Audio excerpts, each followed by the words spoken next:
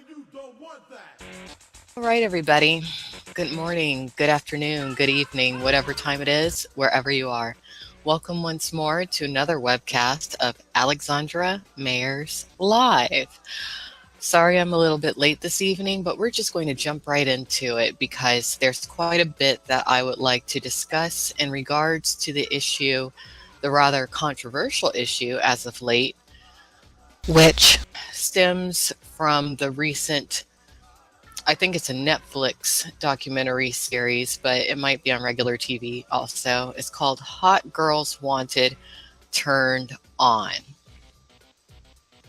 This particular webcast is going to be specifically for the benefit of Rashida Jones, her team, and the general public in regards to some recent statements and articles released by the Los Angeles porn industry in regards to the venture, because they're not only being hypocritical, porn industry, but they're full of shit.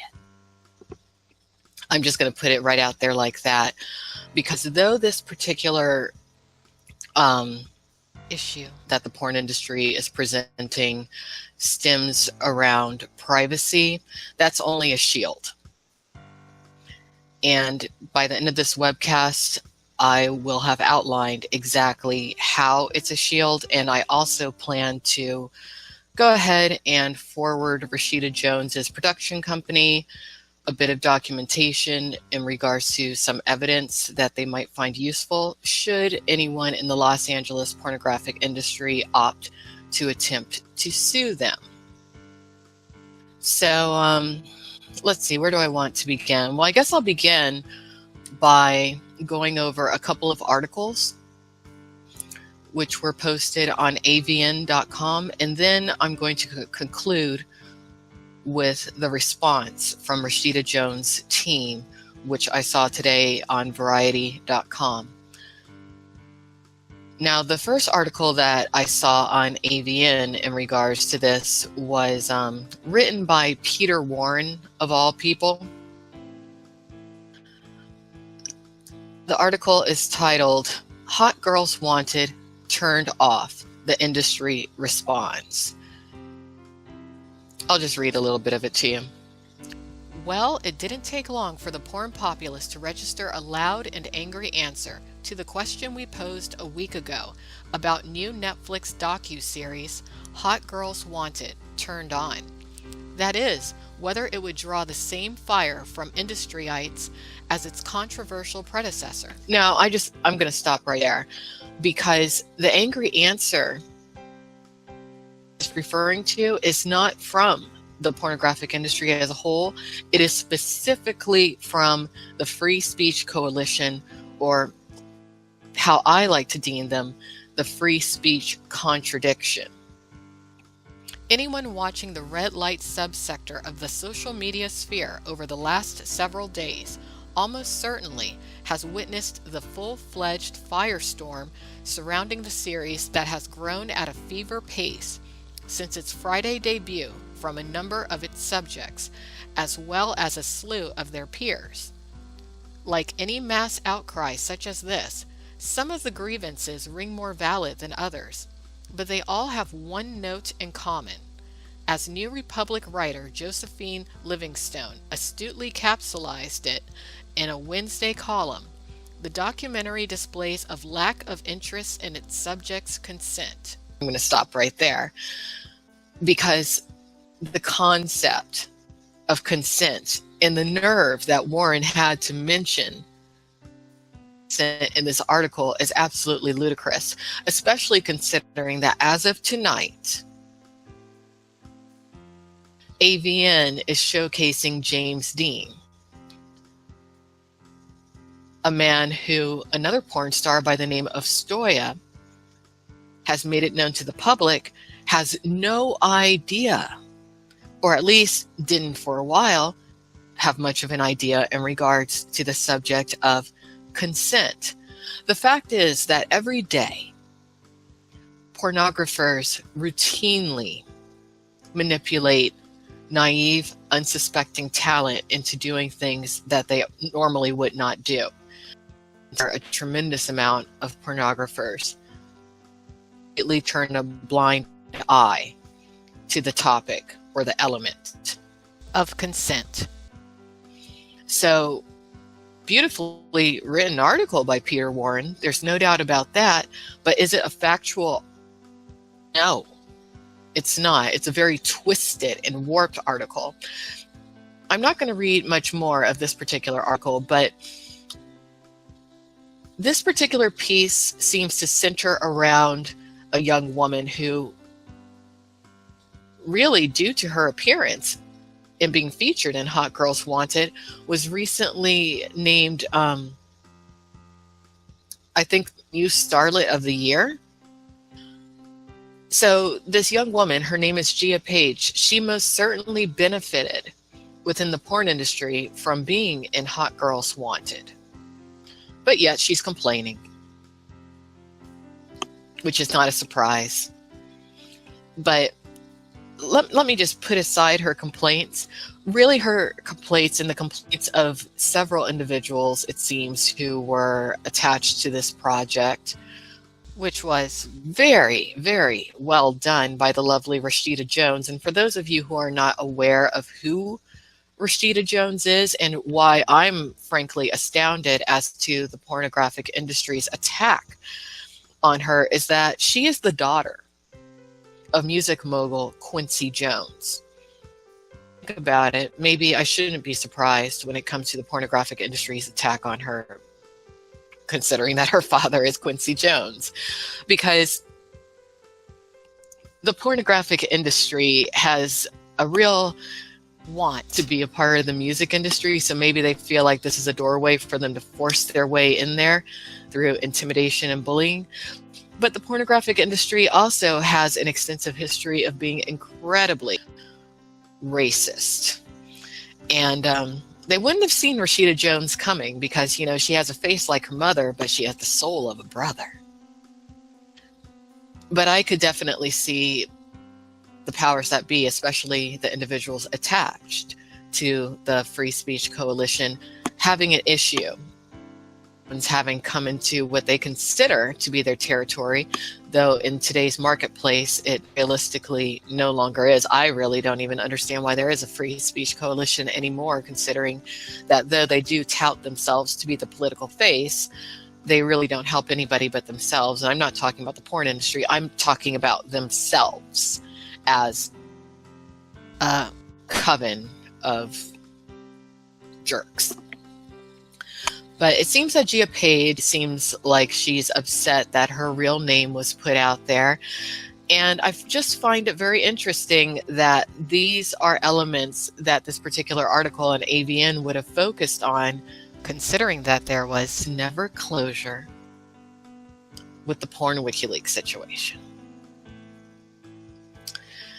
For those of you who have followed me over the years, you know the tremendous hate crime that the Porn WikiLeaks situation launched against myself and my immediate family. A hate crime which was clearly based in both racial and homophobic themes.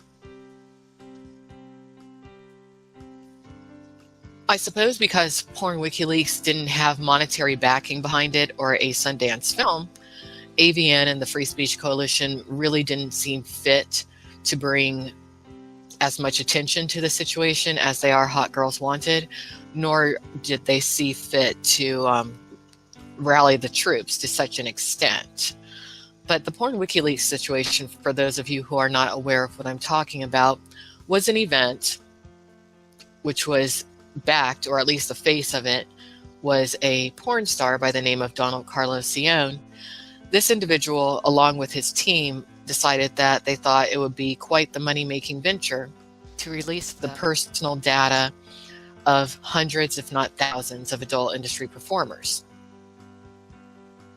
The Free Speech Coalition at one point did a claim, at least to attempt to bring closure to the situation, but from my perspective, they actually worsened the situation, considering two individuals in particular. who claimed to have the objective of wanting to bring closure to the situation, but in actuality utilized the situation to leverage themselves higher positions and status within the pornographic industry. But we're going to get to that just a bit later. And move on to another article that I saw on avian.com. It appears to be a rebuttal from Bauer and Gradus in regards to the porn stars' charges and allegations against them. I'll just read the first few paragraphs. Journalists Jill Bauer and Ronna Gradus haven't fared too well in their attempts to document what happens in the adult industry. Actually, they did. They did a tremendous job, just as Rashida Jones did. Their original production, Hot Girls Wanted, portrayed the South Florida portion of the industry as uncaring and violent. In their sequel, the Netflix series Hot Girls Wanted Turned On has been roundly criticized by several of the actresses who appear in it, as well as others more familiar with the industry than the filmmakers. But now, Bauer and Gradus are attempting to fight back against the voluminous negative publicity surrounding the series via an interview with the Hollywood trade journal Variety. And to hear them tell it, they've done nothing wrong. Well, it's true. They haven't done anything wrong. Or if you want to say that they've done something wrong, then there's quite a few pornographers within the adult entertainment realm, Free Speech Coalition, that I think need to be called out in the same fashion. But I don't expect any Free Speech Coalition members, of course, to do that, considering that there is quite the long-standing tradition of the Free Speech Coalition and their predecessors routinely targeting and silencing any independent investigative journalist or blogger who dares to research and talk about the realities of the Los Angeles pornographic industry. I mean, from Luke Ford to Mike South to Gene Ross, even to Rob Zicari, and of course to myself. I mean, as of current, I am contending with a lawsuit which was launched by an attorney who is a Free Speech Coalition member, or at least he was back when the lawsuit was launched. And this particular lawsuit that I'm facing is asking damages just shy of $500,000. In other words, $500,000. And though the lawsuit was fraudulently manufactured and is being presented as being one thing when in actuality it is no more than an attempt to stifle my First Amendment rights. The reality of what the porn industry does to anyone who goes in, sees what's going on, and speaks out. But let me continue. The filmmakers spend most of the interview defending their fair use footage of webcam models Effie Elizabeth and Autumn Kay in the series' 6th episode, Don't Stop Filming, because Elizabeth and Kay broadcast the footage on Periscope. Fair use doctrine and the app's terms of service protect its inclusion in a documentary. What isn't mentioned, however, is that although neither camgirl is identified by name in the show, their Periscope footage is used as a lead-in to the main focus of the episode, a teenager who faces being labeled a sex criminal because she periscoped a friend's rape. It's hardly any wonder that neither Elizabeth nor Kay, whose cam work is entirely consensual, are upset that their on-screen activities are just disposed with footage posted by a non-cammer, non-sex worker of the ultimate non-consensual sex act, rape. See, again, this is a bit of warping going on because I saw exactly what they're talking about, and that was not my impression of the footage. Furthermore, if you're going to talk about rape and non-consent, again, we do need to go back to the James Dean situation and not focus on Rashida Jones. Because honestly, every individual who was showcased in Rashida Jones' project, or even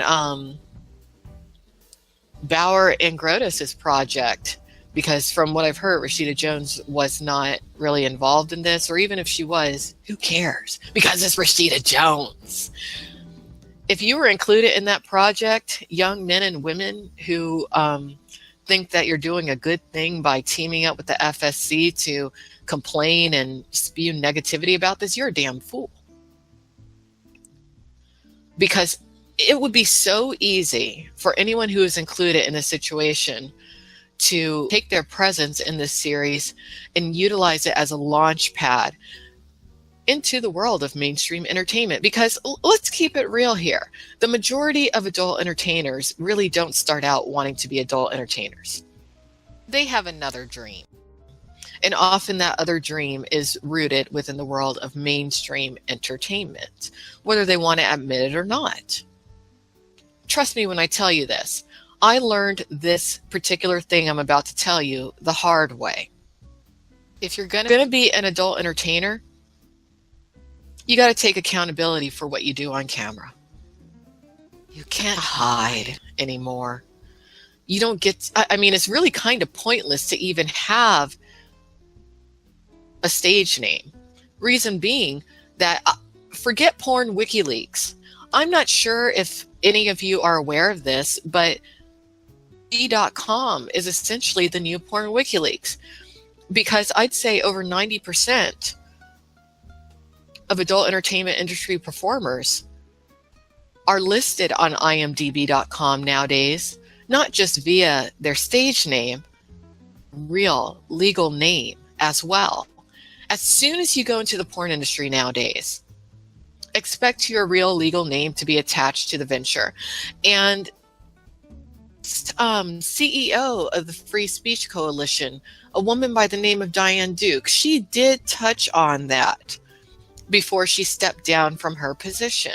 And we're going to get to her a little bit later too, because it was through a few of her choices and what appear to have been her actions that the porn industry is in its predicament that it is right now, with several individuals who are utilizing personal info and the info that they're able to attain via simple Google searches to researching their family to terrorize quite a few adult industry performers and bully them and essentially extort them and force them into utilizing publicity services that truthfully they often don't need.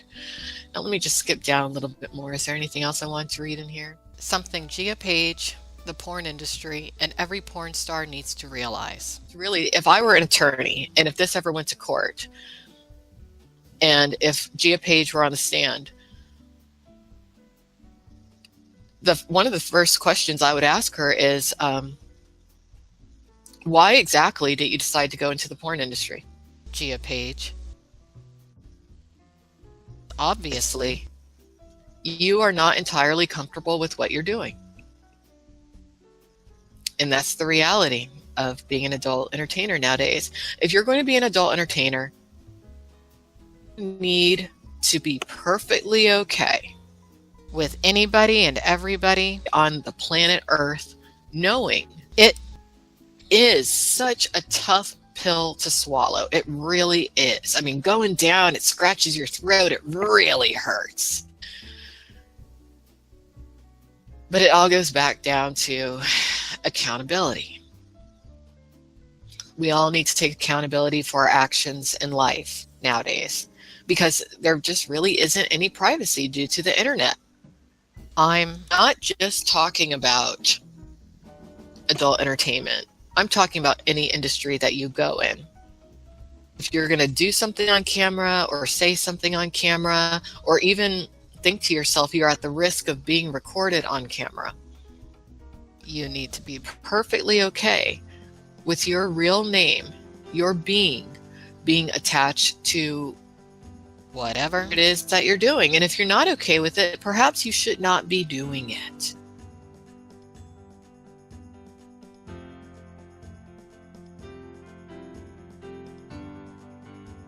I'm not just the porn star, formerly known as Monica Foster. I'm the woman, artist, musician, and independent investigative blogger, Alexandra Mayers, who built pornnewstoday.com. Sometimes life takes us into a place where we use our bodies. But remember, within your body, there's a brain God gave you to use as well. Thank you once more for watching Alexandra Mayers live. Have a nice day.